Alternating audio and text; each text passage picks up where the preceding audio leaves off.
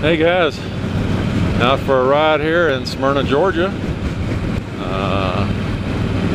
Just enjoying the day right now. It's as you can see, I'm in shirt sleeves. It's in the low 70s, maybe ticking up into the 80s right now.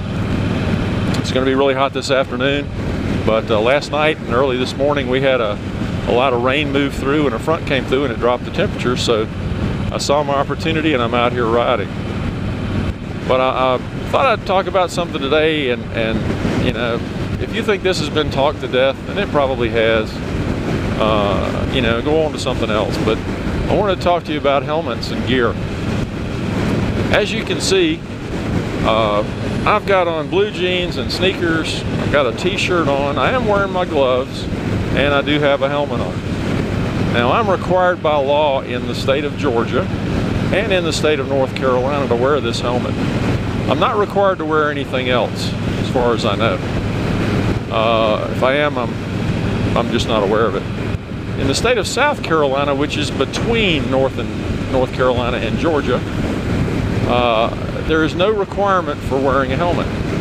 And I ride through there all the time and see guys that are out on the highway running by, and they might have a ball cap on backwards, or a bandana, or a dew cap, or whatever you want to call it. That's really all they've got on their, or nothing, on their heads. And you know, I don't know how you feel about that. Some people think, you know, that's just stupid, that they're just asking to get killed. Other people think, well, it's my head, you know, it's my experience of riding. It should be what I want it to be. It's up to me. I'm not hurting anybody. You know, if I get killed because I don't have a helmet on, I'm not hurting anybody but me. And, you know, I've heard all different discussions on that. And my discussion really isn't about whether that's a valid concern or not. Personally, I always wear a helmet. But again, it's the law, so I don't really have the choice. And that's what I want to talk about. I get to choose whether I wear my really good riding jacket with the pads and all that in it, which I have. I've got riding pants that I can wear. I have some really nice boots that I can wear.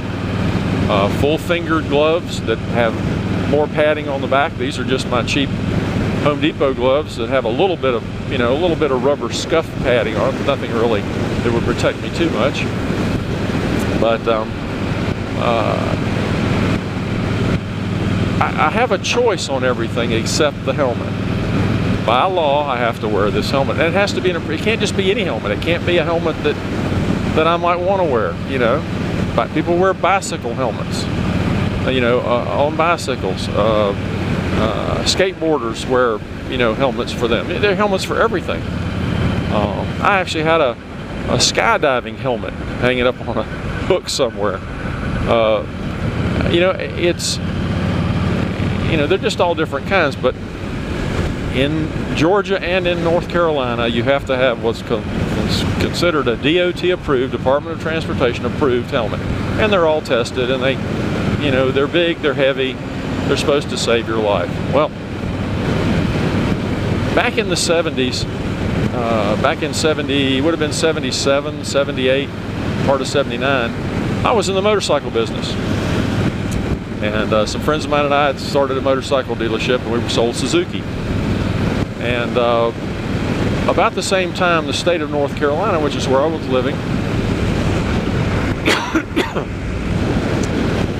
well, they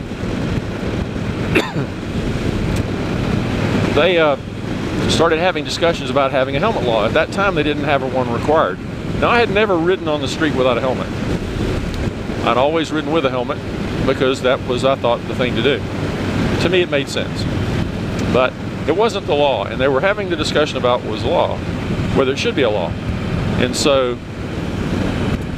being in the business, and because it concerned me directly, I decided that I would do some research on it. Now, because it was gonna, oh, this is interesting. Wow, stopped in the middle of the damn road. That's cool. Anyway, there was a lot of research that was published and available. Both sides were in the paper all over the place and on TV and radio, and they were having discussions about it. And something one guy made, he made sense, a lot of sense to me. He said, okay, regardless of where you are on this, he said the only way to tell whether this is going to be worthwhile or not is to look at the statistics. Let's look at states that have required helmet laws, or let's look at people, basically let's look at the difference between a person wearing a helmet and a person not wearing a helmet in terms of accidents and statistics. And I don't remember all the particulars, and I have been told by people that I have discussed this with that the recent statistics are a little different, and it may be because they have a better helmet now. I don't know, but it isn't that much different than the findings that they had back then. Statistically speaking, if you fall off your motorcycle at 30 miles an hour or more, which is where most of us ride at more than 30, I'm doing 55 right now, and you slide into that curb with your head, helmet or no helmet, you're going to die right on the spot. And the reason is this: without a helmet, of course, your skull isn't nearly as hard as that curb is, and it's going to crush your skull, and you're going to die right there from a traumatic brain injury. Well, the bad news is that if you're wearing your helmet, and even your $300 helmet, your even more expensive helmet, and you slide into that curb at over 30 miles an hour, you're still going to die.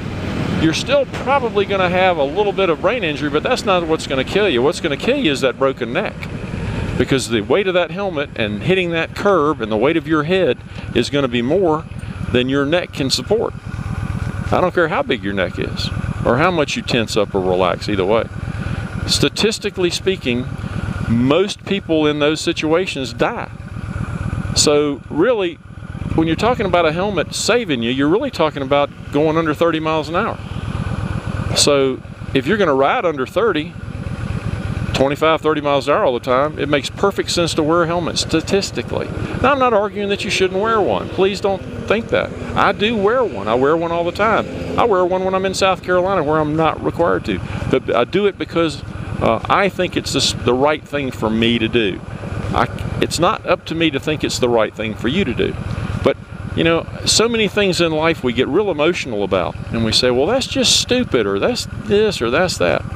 When really, if you break it down as to what the real situation is, the real thing, a lot of times we don't know what's really going on until we really break the numbers down.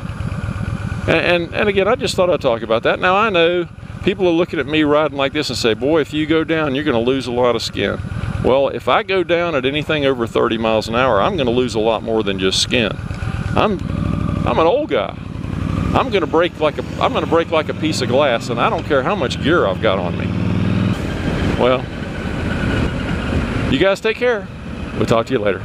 Bye-bye.